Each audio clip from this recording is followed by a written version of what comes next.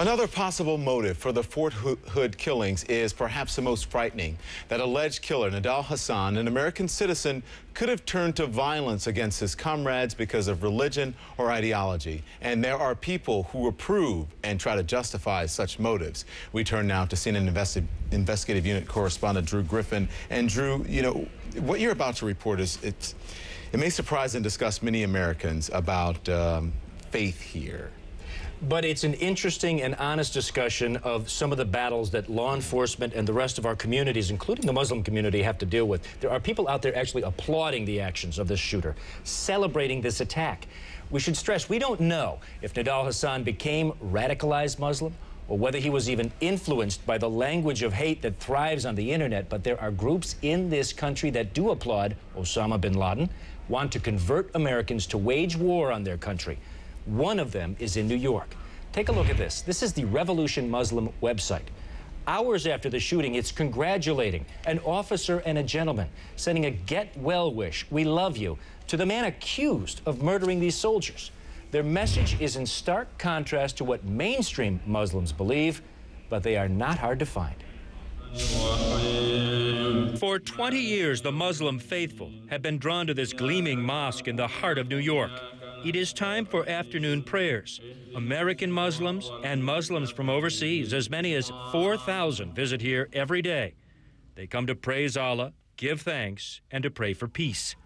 Imam Shamsi Ali preaches against terror here, against the violence that right now sweeps many Muslim countries. But just outside the gates to his mosque, radical Muslims are preaching a very different view.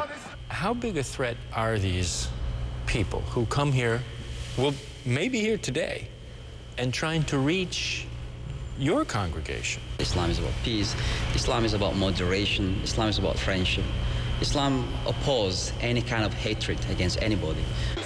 These are the brothers of Revolution Muslim. We tell you Muslims to rise up. They are recruiting just outside New York's 96th Street Mosque. The Quran commands that you disavow and make hatred and enmity between democracy, between nationalism, between secularism, and that you see Obama as the enemy he really is, that you see the United States as the enemy it really is.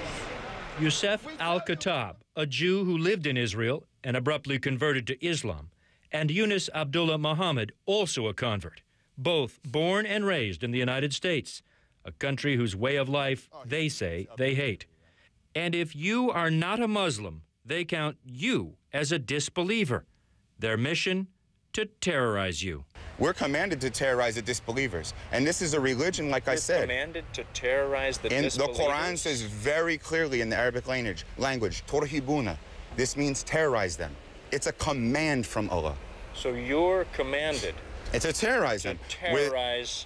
Doesn't mean anybody who you doesn't define believe. Terrorism as going and killing an innocent civilian. That's what I define terrorism as making them fearful so that they think twice before they go rape your mother or kill your brother or go onto your land and try to steal your resources. It is that jihadist version of Islam which allows them to conclude the killing of American soldiers overseas is justified, that the attack of 9/11 was also justified, and then an attack on almost any American is justified. Americans will always be a target and a legitimate target until America changes its nature in the international arena. In separate and disturbing interviews, both look to one man as the true living model of Islam, Osama bin Laden.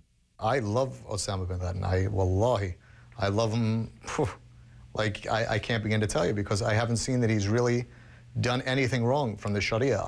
I love him like more than I love myself. What they want is U.S. forces to be defeated for a Muslim holy land stretching from China to Rome. And yes, they yearn for the day Israel will vanish. So you would like Israel to be bombed, Jews to... Well, I think that's... Do you think that's a rational comeback? I'm asking you. I would like to see Israel wiped off the map. I would like to see a mushroom cloud over it. But before that, I'd like to see the people guided, and I'd like them to go back to their original countries where they're from. They may seem crazy to you, but you are not their target audience. the FBI has assigned agents to watch them, to monitor their website, and perhaps more importantly, watch those who are viewing and listening. Like Bryant Neal Venus, a young New Yorker who has pled guilty in a plot to blow up the Long Island Railroad. He met with and admired Khattab. I just knew that he was a good Muslim brother, and that was it. Khattab claims friendship with Tariq Mehana and Daniel Maldonado. Maldonado arrested and pled guilty in Texas to receiving military training with Somali terrorists. Mehana was just indicted in Boston, conspiring to provide material support to terrorists. The Revolution Muslim partners say they do not fight themselves and do not incite others to fight. But make no mistake, they want you to become a Muslim. They want Americans to die. I would not do it myself. That's what I said. Is Obama a murderer, a tyrant, a scumbag? Absolutely, he is. If they killed him, would I shed a tear? Absolutely, I would not. Would I say that? Would I incite his murder? That's not what we don't preach that. The mosques have tried to prevent that kind of hatred from being preached by calling police. But there is little police or even the FBI can do to stop these radicalizers.